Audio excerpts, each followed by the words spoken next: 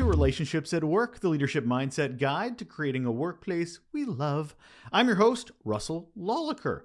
I have communication love. I've got leadership love. Heck, I'm a nerd around both of those areas with decades of experience in both, actually, and a whole heap of curiosity. It's the whole engine of the show, the motivation for it, on how we can make the workplace a better place.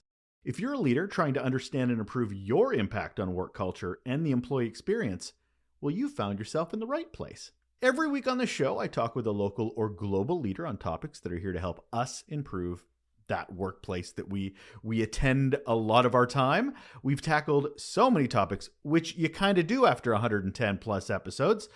Imposter syndrome, diversity, equity, inclusivity, belonging, communication, empathy, activism, burnout.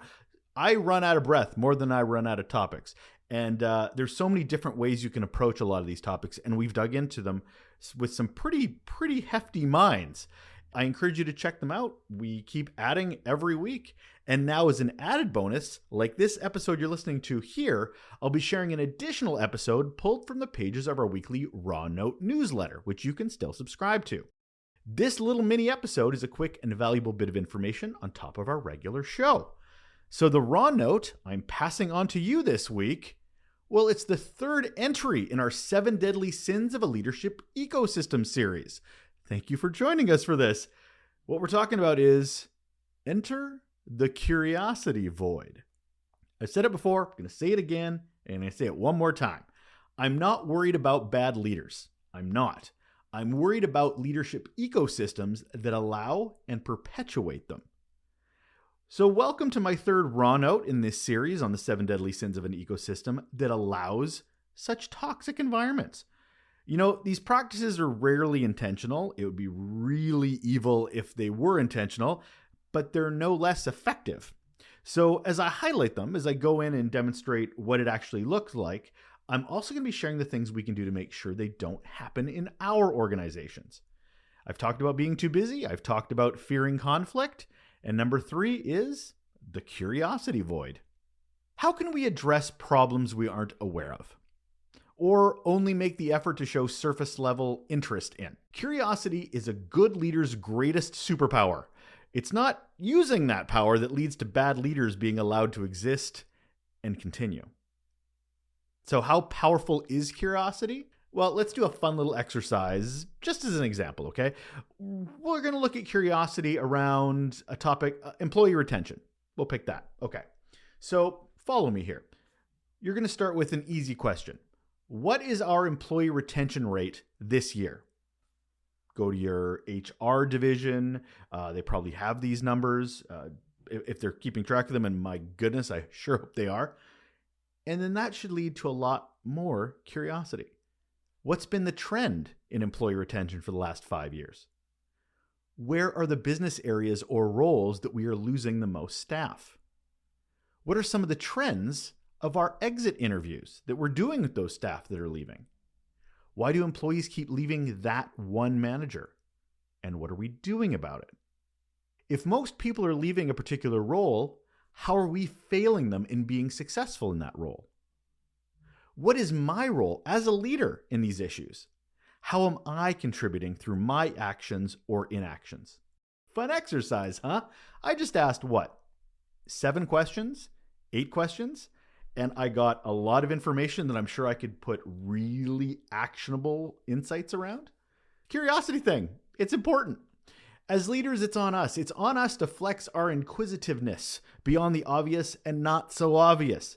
I'm sorry to say we cannot wait for someone to do a PowerPoint presentation or slide deck to you young folks to showcase the issues of bad leadership running through our system. And even if we sadly are one of those leaders that sits and waits for somebody to show us, curiosity still dictates that we have to ask a lot of questions in that moment. I've talked and written about curiosity before. Now, it's really usually around the idea of assumptions, making assumptions instead of asking questions. And we make assumptions all the time. It's always based on our own experience, our own understanding. So we assume instead of ask questions. Being too busy is another one. And I get it. I totally understand why being too busy might get in the way of being overly curious. Your bandwidth is hugely hit. Your capacity is just not there to be as curious as you might like. But both these things, assumptions and being too busy, are just big roadblocks to us being good leaders and being curious. Because making assumptions takes away our ability to learn, and it takes away our ability to find new meaning in experiences we've never had or situations we've never been in. Making assumptions removes the ability to embrace things like diversity and context. Curiosity fixes that. Now, being too busy? Well, that's just an excuse. It might be a good one, it might be true, but it's also a hindrance, and it shows your priorities are not in the right place. Both of these allow bad leadership to exist in our organization, and curiosity is really the fix for that. So what does curiosity as a leader mean? Well, it means being curious beyond just listening to those reporting to you and what they tell you. There are numerous reasons why we might not always get the full picture. It means being curious about how and why work is being done as much as what is being done. It means not taking information at surface level and understanding the meaningfulness is actually about digging deeper into issues, into topics, into concerns. Being curious as a leader needs to be about understanding the impact to culture and how our actions and inactions impact that environment. It needs to be about trends that are happening over time and how to lean into the good and correct the bad. There's so many surveys demonstrating the leadership's lack of curiosity by showcasing the disconnect of what employers believe versus what employees know and feel.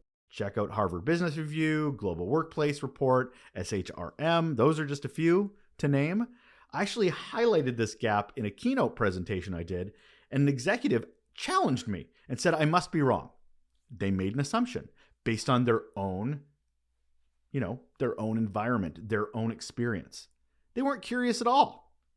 But the funny thing is the person right beside them looked it up, Googled immediately, is like, yeah, actually, that's true. All those surveys show that executive is not as curious as they need to be to understanding the gap between employees and executive. So what's a leader to do to find their curiosity? Well, I got a couple of suggestions for you. Start by asking those thought-provoking questions. Leadership can actively engage in conversations by asking really great questions that go beyond that surface level discussion. Ask why 4 times instead of once. Number 2, seek diverse perspectives. Leaders should actively seek out diverse perspectives from their team leaders, their colleagues, their stakeholders. You shouldn't be hearing the same thing over and over again. You should be hearing challenging perspectives. This can be done by soliciting input during meetings, inviting different viewpoints, creating a safe space for people to share their ideas and opinions. These aren't just the people you see every day or directly report to you either. They need to be new faces. You need to get out from your office or your cubicle. Number 3, embrace a continuous learning mindset. Leaders should demonstrate a commitment to their own learning and development. That's what opens your mind up. Attend workshops, conferences, training programs. These all expand our knowledge and help us stay up to date on what's happening in our worlds outside of our bubbles. Then share those learning experiences with your team. That can inspire them and show that you're learning and that they're learning and that you're prioritizing learning. Number 4, actively listen and show interest. Genuine interest. When you're engaging with team members or colleagues, leaders need to practice things like active listening and then demonstrate genuine interest in what you're hearing. That includes things like maintaining eye contact, providing undivided attention, not thinking about the next thing you have to do, but actually being in the moment and then asking follow-up questions to delve deeper into that topic that you're discussing right then and there. And last, we all have to lead by example. Leaders have to role model curiosity in their own actions and their behaviors. By showcasing our curiosity, whether it's by trying new things, exploring different solutions, or looking at feedback, we're inspiring others to do the same. As leaders, our role is to be truth finders, and that doesn't mean just accepting what is presented to us. Bad leaders won't tell you the truth.